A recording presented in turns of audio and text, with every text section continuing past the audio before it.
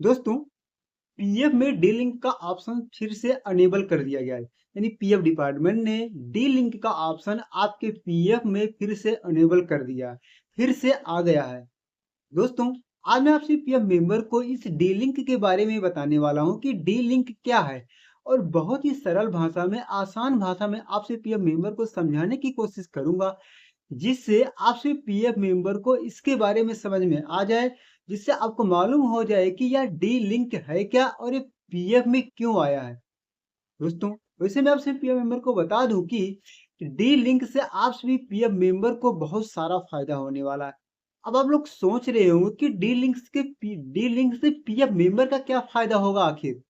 मैं आप सभी को बता दूं, ऐसे पीएफ मेंबर जिन्होंने बहुत सारी कंपनीज में काम कर रखा है, और उन कंपनीज में बहुत सारी कंपनी में काम करने के दौरान बहुत बहुत और उनसे पीएफ मेंबर के साथ, कुछ मेंबर के साथ ऐसा है कि किसी किसी कंपनी में 1 या 2 महीने या 4-5 दिन ही काम किया है, और कंपनी ने ऑलरेडी उनका यूएएन जनरेट कर दिया, यानी अपने यहाँ पर उनका एम्प्लॉयमेंट दे दिया है, यानी अपनी कंपनी में उनको एम्प्लॉयमेंट दे दिया है, उनको रजिस्टर्ड कर लिया है। और वहां पर क्या किया है, आपका कंट्रीब्यूशन डिपॉजिट नहीं किया है, और कुछ कुछ कंपनी ने क्या है, कंट्रीब्यूशन डिपॉजिट कर दिया है, यानी 1 महीने के या 5 दिन जो भी आपने उस कंपनी में उस टाइम काम किया होगा।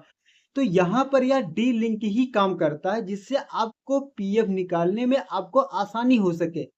अब आप लोग ये सोच रहे होंगे कि इससे पीएफ निकालने में क्या आसानी होगी।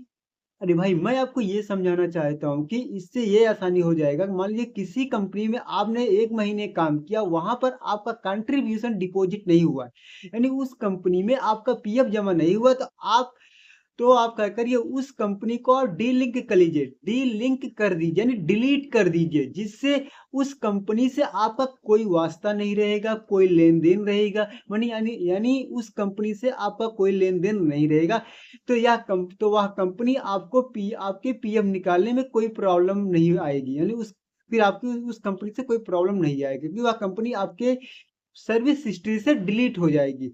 यही होता है डी लिंक, कि जिस कंपनी से आपको कोई मतलब नहीं है, उसकी उसकी सर्विसेज से, वहां से अगर आपको उस कंपनी रजिस्टर कर रखा है, आप उसे हटाना चाहते हैं, तो उसे आप डी लिंक कर सकते हैं। क्योंकि दोस्तों, यह आप सभी पीएफ मेंबर के सामने एक प्रकार से देखा जाए तो बहुत बड़ी प्रॉब्लम थी, क्योंकि अगर वह कंपनी आपके पीएफ में कंट्रीब्यूशन डिपॉजिट नहीं करती, तो आप उसमें ऑनलाइन अपना एग्जिट डेट अपडेट नहीं कर पाते।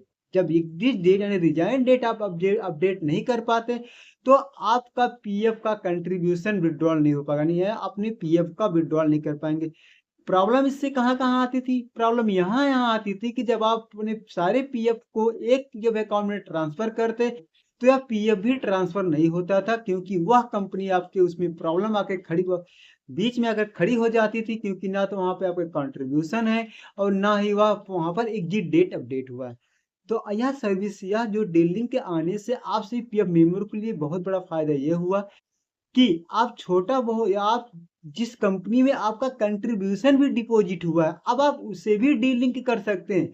और जिस कंपनी में आपका कंट्रीब्यूशन डिपॉजिट नहीं हुआ है, यानी कंपनी ने आपका पैसा नहीं जमा किया, आपने बहुत सारी कंपनी में काम किया है, उस कंपनी को तो आप लोग डीलिंक कर ही सकते हैं। चलिए, मैं आगे आपको एक पीएफ मेंबर का पीएफ अकाउंट खोल कर दिखाता हूँ, और वहां पर डी लिंक समझाने में आपको आसानी करता हूँ कि डी लिंक का ऑप्शन आपको मिलेगा कहाँ। कि जो भी आप हमारे चैनल पर नए हैं और ये पहली बार सुन रहे हैं, तो आप वहां भी वो समझ जाएंगे कि डी लिंक का ऑप्शन आपको मिलेगा कहाँ, और इसे कैसे यूज कर सकते हैं। बाकी डी लिंक क्या होता है, इसके बारे में आपको तो मैंने अभी बता दिया है। आगे में यहाँ पर आप देखेंगे, मैं एक मेंबर का यूएएन यानी इस्टेब्लिशमेंट सर्विस को डीलिंग करने जा रहा हूँ। यहाँ पर दो ऑप्शंस आते हैं, जैसे पहला ऑप्शन है, I never work in this establishment and my U N was added without my consent, मतलब बिना मेरे परमिशन के मेरा यूएन यहाँ पर ऐड कर दिया गया। और दूसरा ऑप्शन यहाँ पर जो रहता है वो आपकी बिना, यहाँ भी आप दूसरा जो ऑप्शन रहता है, किसमें रहता है कि establishment offered the employment but I had not work joint, मतलब कि कंपनी ने हमें ऑफर किया था, आइए आप ज्वाइन होइए, लेकिन मैंने वह कंपनी ज्वाइन नहीं करी, लेकिन बिना, लेकिन वहां पर भी मुझे जो है अपने इस्टेब्लिशमेंट में, अपनी कंपनी में रजिस्टर्ड कर लिया। ये दो ऑप्शंस आते हैं, ये दो रीजंस आते हैं जिसके जरिए आप अपने यूएएन को डीलिंक कर सकते हैं, यानी उस सर्विस हिस्ट्री से अपने आप को हटा सकते हैं। यहाँ पर देखेंगे बहुत सारी सर्विसेज, जैसे बहुत सारे एम्प्लॉय जैसे काम किए होते हैं, इस तरह की सर्विस हिस्ट्री आपकी होती है। वहाँ पर डीलिंक का ऑप्शन रहता है, जिस कंपनी को आपको डीलिंक करना आप चाहे कर सकते हैं, चाहे उसमें कंट्रीब्यूशन डिपॉजिट हुआ है या नहीं हुआ। अगर आप उसे डीलिंक करना चाहते हैं तो आप उसे कर सकते हैं, क्योंकि बहुत सारे एम्प्लॉय ऐसे होते हैं कि जहाँ पर 4 या 5 दिन काम किए रहते तभी वह कंपनी उनका कंट्रीब्यूशन डिपॉजिट कर देती है, वह भी उसे डीलिंक करना चाहे तो कर सकते हैं।